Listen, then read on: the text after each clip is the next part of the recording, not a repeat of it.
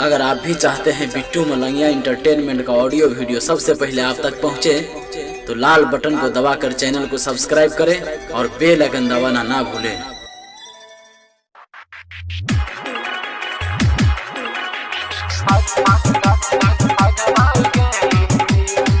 अखन अपने सब सुन रहल छी बिट्टू मलंगिया एंटरटेनमेंट के music by DJ Umesh Shukipur Bazar.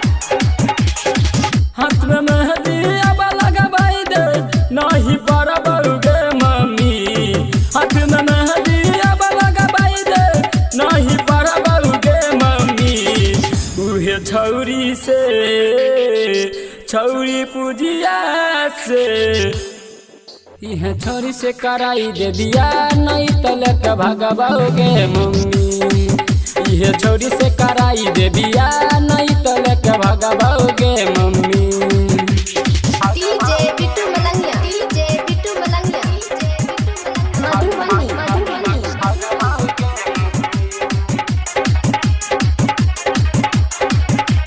Music by DJ Umesh Shukipur Bazar. Music by DJ Umesh Shukipur Bazar. साला जी के जाके भैया तू ता बताई दो, ओ करे से शादी करवाई जाके समझाई दो।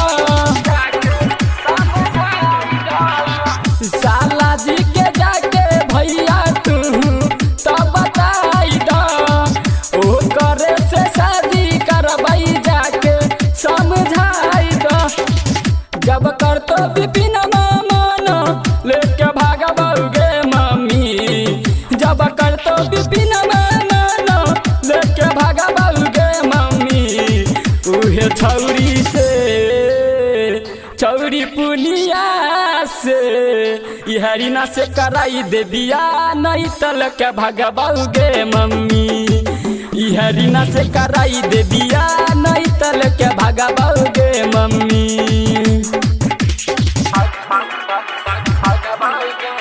अखन अहाँ सब सुन रहल छी बिट्टू मलंगिया एंटरटेनमेंट के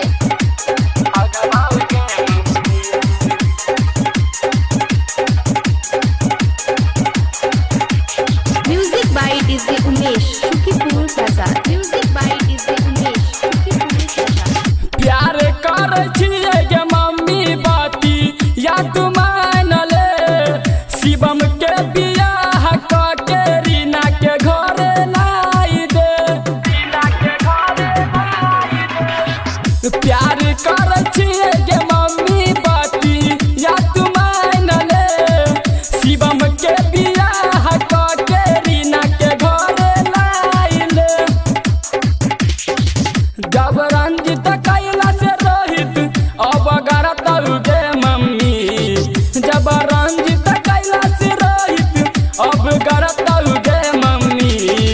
उहे छौरी से छौरी पुनिया से यह मीरा से कराई दे बिया नहीं तलक भगबौगे मम्मी। यह मीरा से कराई दे दिया नहीं तलक भगबौगे मम्मी।